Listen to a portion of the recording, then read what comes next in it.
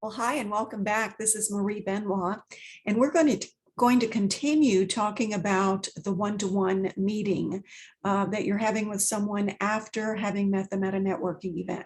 So where we left off was we had set the stage for the person we're having the one-to-one with to share first. They had the first 30 minutes, and now it's your turn. So, or my turn as my example goes.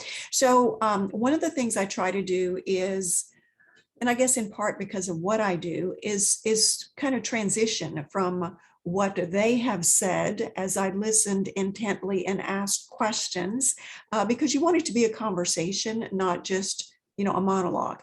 So I always ask questions and try to be curious and remember what they've said so that I can perhaps weave some of what they've said into my own presentation, if you will. So a transition could be something like, well, I'm just curious, how are you staying in touch currently with your own customers? And that sort of kind of gets into a discussion about what I do. And then I share, what I do, the name of my company and the kinds of people that I help and how I help them. And I never want to ask, because remember, this is not a sales presentation. It's more building relationships and it's marketing. It's making sure that they know you and what you do so that they can be a good referral partner for you. But I always think it's absolutely icing on the cake when you have a one-to-one with someone and they not only turn out to be a good referral partner, but a good customer as well. Now, I never, as I was saying, want to just directly say, so does this sound like a service that you might like to utilize in your own business? I don't do that. I use more of the third-party approach. And I want you to notice how I'm doing this. So maybe the person mentioned a networking event that they attend regularly called the XYZ networking event. So I would say something like this. Sue, you mentioned your XYZ networking event. If you think about the business owners in that group, those that provide services to a local clientele,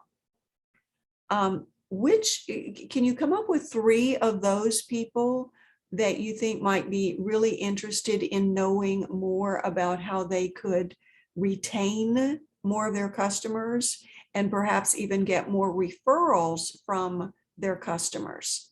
Those would be great referrals for me, or great introductions for me. Now, I want you to think about what I did. If you just ask for referrals, people have such a it's like they don't know where to go. Their mind doesn't know where to go. But notice how I zeroed in for them how to begin thinking about how they could best assist me.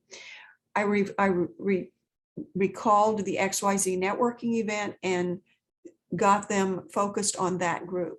And then I said specifically, think of 3, so I gave them a number, business owners in that group who provide a service to a local clientele. So that really, really helps the person you're having the one-to-one with think of specifically of people who could be good introductions for you.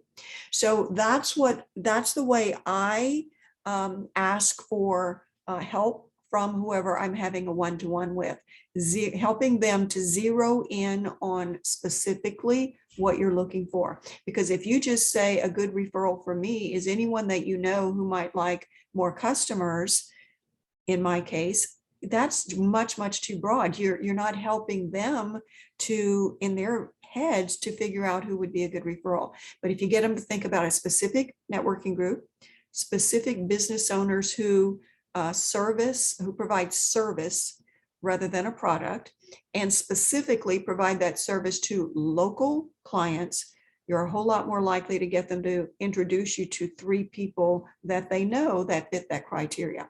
So I hope that was helpful. Stay tuned for the next video that I do, because we're going to talk about how to close that one-to-one. Okay, so see you next time. Thanks for joining in. I appreciate it.